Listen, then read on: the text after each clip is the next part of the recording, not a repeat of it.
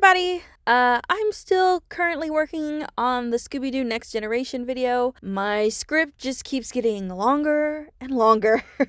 But luckily, a gem of a game has fallen into my life. I'd originally had Nightmind's video in my Watch Later tab for a while, and I can't believe I didn't watch it sooner. Welcome Home is everything I love. Puppets, 70s theme, and horror? Yes, please. Thank you. I've played my fair share of ARGs, and they were okay. But this is so well thought out and so well made. Like, the fact that it is a fully functioning website, along with, like, the art, the town, and even the small details of how these puppets would have been made, how they would have acted on screen, how the puppeteers would have worked with them is just, that level of research that I'm always saying is important. That is exactly what has gone into this, and it just, oh my god, it just makes me so happy. You guys have no idea. I'm loving the hunt for secret stuff and the interactive style this game has. It is still fairly new, and the creator is taking a small break, which I completely understand, as the project has risen really fast, and I think it's a good idea for them to step back and assess the fandom that is now being made, and, figuring out where to go from there. But I do want to point out that a pretty close friend of mine has been a part of this fandom for a while, and I hate they didn't tell me about it. Since around the time they were talking about it, Don't Hug Me, I'm Scared, the TV series had dropped, and I got confused with that fandom, which is also another banger. Like, puppets, man, they're the freaking best. But yeah, this project has been in development for a very long time. Like, I went through the creator's Twitter and Tumblr page just to be nosy, basically. And mostly just to see if there was anything hidden or, what was the original concept, just stuff like that. But man, the thought of this project being worked on for such a long time and then having this really polished piece, it makes my heart so happy. You guys have no idea. But yes, the creator will be on break, so that leaves us some time to play and theorize. My theory wall is currently small, but I'm excited to watch it grow and see where this takes us. Anyway, I just have to say, Welcome Home has the best designs. As someone whose entire childhood was puppet-based, I'm not joking, I have the entire box set of the Muppets and a few original Sesame Street VHSs along with Fraggle Rock, and I have the Dark Crystal DVD and comic books. I've even been able to go to the Jim Henson Museum, which, oh man, it's an experience. It's so much fun. My family didn't care, but I was just in heaven the entire time. So seeing projects like Don't Hug Me, I'm Scared and Welcome Home is just the best thing. And the fact that the Welcome Home designs are so well made makes my inner kid so happy. Wally is adorable. Even without eyebrows, he's absolutely adorable, yet terrifying at the same time. Which really does work for this kind of character, considering that this game does have some horror elements to it. But I love his pompadour and his very cool kid vibe mixed with Bob Ross. It's adorable. But the number one character I vibe with is Julie Joyful. She's everything. I don't usually like the overly happy characters, but her design and outfit changes, along with her hair being a fun arts and craft project sometimes, just makes me smile. I'd also like to say I love the diversity between each character. Everyone has either a different body type or a completely different shape style altogether. I love them all. I really do. And I honestly wish these were dolls because I would have them in a heartbeat. I also really love the color palette that is being used for each character. I love the traditional 70s aesthetics of color. These are what I would consider disco style, which does make sense because this puppet show was made around the 70s. So a lot of these colors and fashion choices would make sense for these puppets considering the time that they were made. And I can already hear some of you guys in the back right now.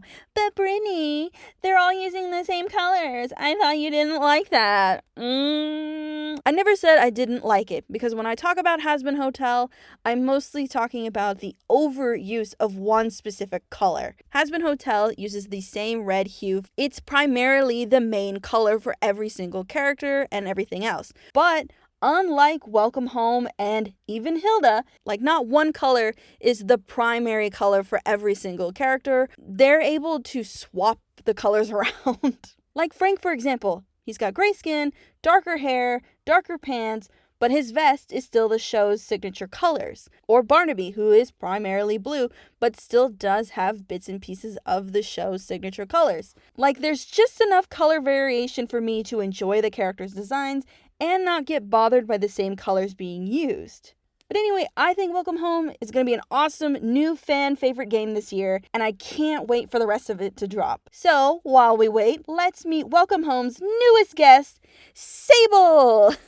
Sable is a troll-type puppet with a mime theming. His colors are primarily monochromatic, though through the TV he appears yellow. His puppet is relatively easy to maneuver. His tail is made with a hard wire, so it stays in an S shape. The only difficulties Sable's puppet has is facial expressions. His eyes never open, and his lack of eyebrows make it hard to tell what he's feeling or thinking. Luckily, cutouts of question marks and exclamation points help out with this difficulty. In Sable's concept book, it would also appear that unlike the rest of the Welcome Home cast, Sable is not a full-time character, and similar to Julie's sisters, he lives outside the neighborhood in a black and white town where no one speaks. They apparently communicate with charades, as doing sign language with a puppet is a bit too difficult. However, special guests will learn sign language along with Sable through flashcards. A couple of the notes do say that Sable is able to speak, but only on rare occasions. His style of speaking is similar to old silent films, so even though he's talking, no noise actually comes out. In the show, the character he interacts with the most is Julie Joyful, as her love for color and expression makes a good opposite to Sable overall. Their relationship works a little bit more due to Sable's overall love of color. Apparently, he's quite obsessed with colors. So, Julie and Sable usually pair up to learn about colors and what colors mean. I mean, this is the 70s. They're bound to go a little hippie with it.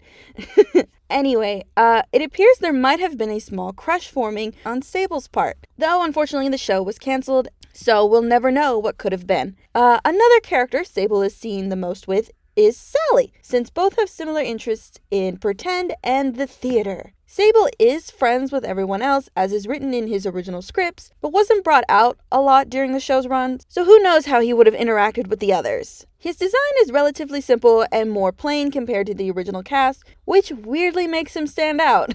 His outfit, though less colorful, does still fit within the 70s aesthetic, with his sweater and button-up combo underneath and his newsboy hat. The scarf, it would seem, was a last-minute ad for when Sable became embarrassed or shy.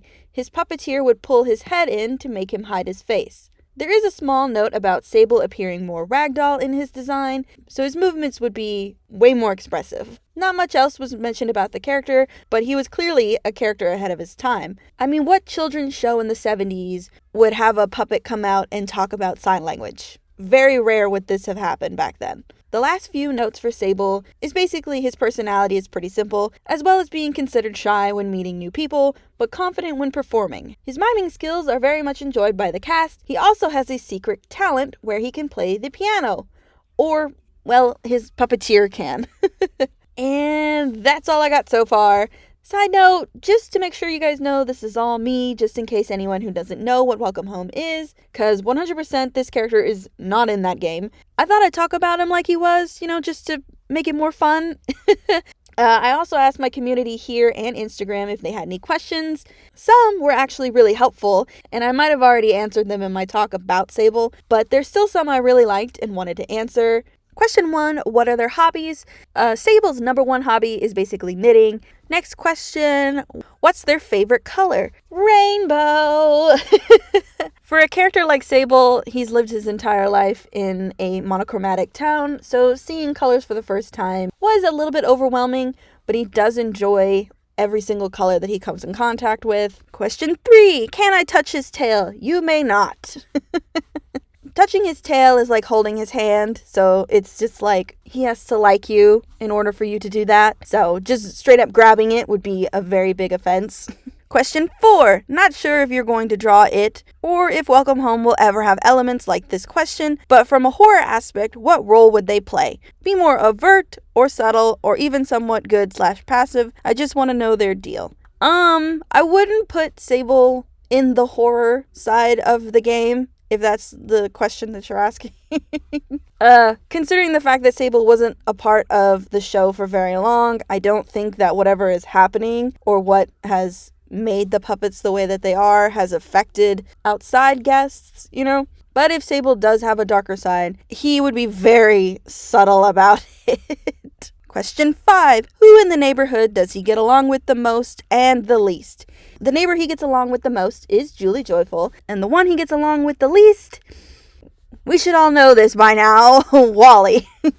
Sable and Wally, I think, would have been friends, but behind the scenes, the puppeteers did not like each other, so that did translate to the puppets, and so unfortunately, Sable and Wally do not like each other. Sable does not like Wally, not one bit. Question 6. 1. What's his favorite food and least favorite food? Since the puppets don't actually eat, they kind of just stare at food, so they like to look at food. So the food that Sable likes to look at the most would probably be Skittles, because they're rainbow colored.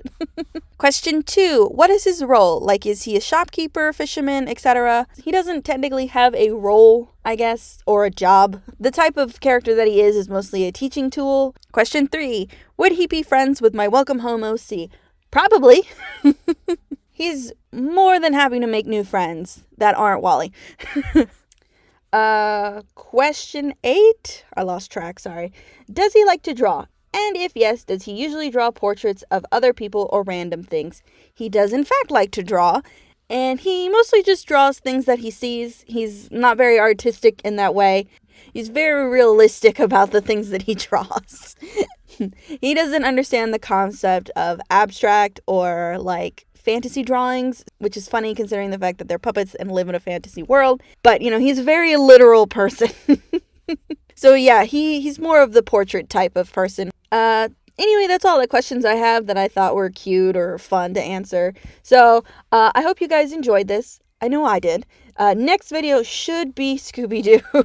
My script should be finished and polished and ready to go. But anyway, remember to like, comment, share, and subscribe. It really helps out the channel and me. I hope you all have a super fantastic day, and I'll see you guys in the next one. Bye!